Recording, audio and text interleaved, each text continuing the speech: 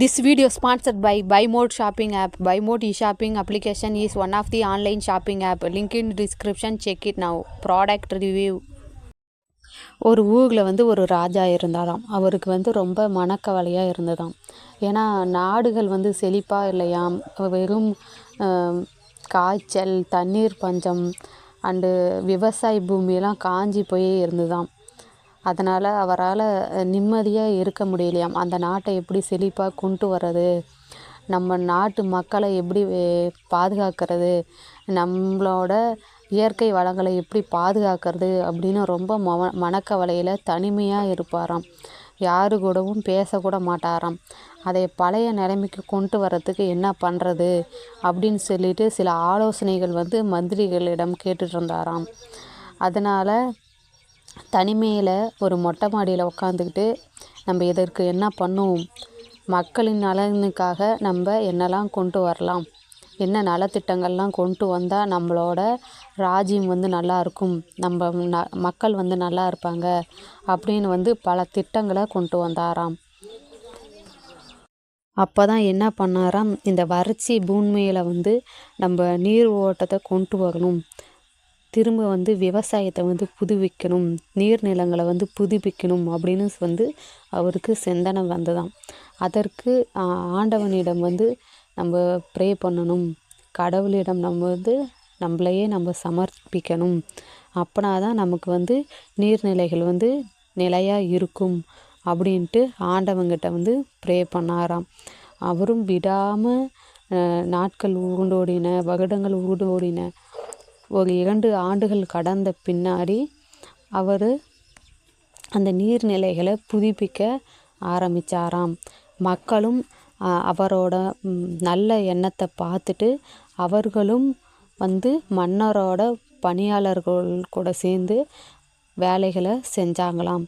கொஞ்சம் கொஞ்சமாக அந்த நீர்நிலைகளை சுத்தம் செய்து அதை ஒரு ஆறோட இணைத்தாங்களாம். அதை இணைச்சதுக்கு அப்புறம் ராஜா கடவுளுக்கு நன்றி சொன்னாராம்.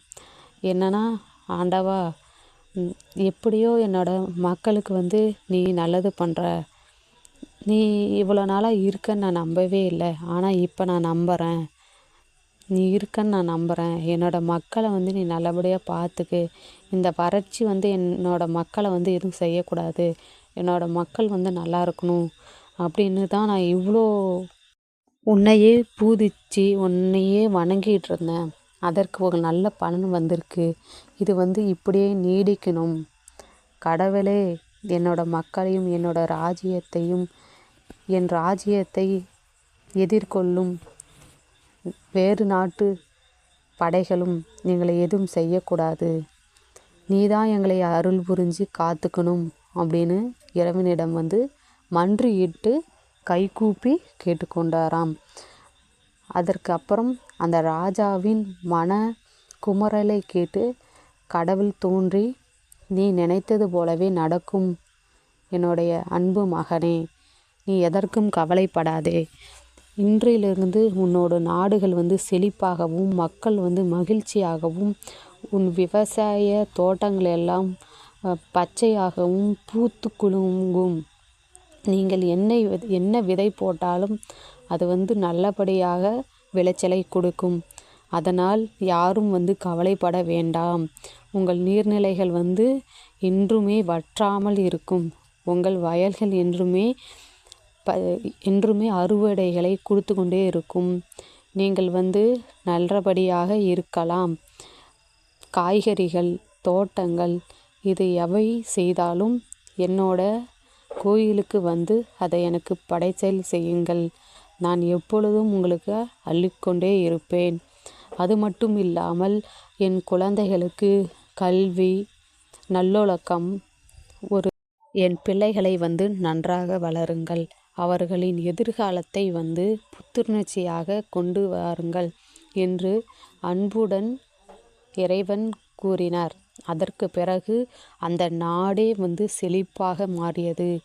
அக்கம் பக்கம் இருக்கும் ராஜ்யங்கள் இந்த நாட்டை பார்த்து பொறாமைப்படும் அளவிற்கு இந்த நாடுகள் செழிப்பாக மாறின. அதற்கு அப்புறம் பக்கத்தில் இருக்கும் ராஜ்யங்கள் வந்து நட்பு உரையாடின. எப்படி நீங்கள் இந்த ராஜ்யத்தை இப்படி பசுமையாக மாற்றினீர்கள்? எங்கள் ராஜ்யமும் இது மாதிரி மாற வேண்டும், எங்களின் மக்களின் குறைகளும் தீர வேண்டும் என்று கேட்டுக்கொண்டன. அதற்கு அப்புறம் ராஜா ராஜ்யங்கள் சென்று பல ராஜ்யங்கள் சென்று பக்கத்தில் இருக்கும் ராஜ்யங்களையும் வந்து பசுமையாக மாற்றினார். அதற்காக அங்கிருக்கும் மன்னர்கள் எல்லாரும் வந்து இந்த ராஜாவுக்கு வந்து கடமைப்பட்டிருந்தனர். அங்கிருக்கும் மக்கள் அனைவரும், ஐயோ, இவர் போல் ஒரு மகான் யாரும் இல்லை, அள்ளி அள்ளி கொடுக்கிறாரே, நமக்காக இவ்வளவு பண்ணுறாரே, இவர்தானடா மன்னன், இவர்தான் நம் கடவுள் என்று மன்னரை வணங்க ஆரம்பித்தனர். அதற்கு அப்புறம் மக்களும் ராஜாவும் எப்பொழுதுமே ஒரு ஒருங்கிணைந்த மனதோடு அவர்களோட வாழ்க்கையை இணைந்து கொண்டு வாழ ஆரம்பித்தனர். அதற்கு அப்புறம் அந்த ராஜ்யத்தில் எந்த குறைகளும் இல்லை. நீர்நிலைகளோ விவசாயங்களோ நல்லபடியாகவே நடக்க ஆரம்பித்தனர். அதற்கு அப்புறம் அந்த ராஜாவின் கோட்டை பெருக ஆரம்பித்தது. அவரின் புகழ் வந்து உலகமெங்கும் ஒலிக்க ஆரம்பித்தது. இவரை போல் உலகில் யாரும் பிறக்கப் போவதில்லை, இன்றும் வரப்போவது இல்லை என்று அவரின் சிலையை செதுக்கி அவரை வழிபட்டு வந்தனர்.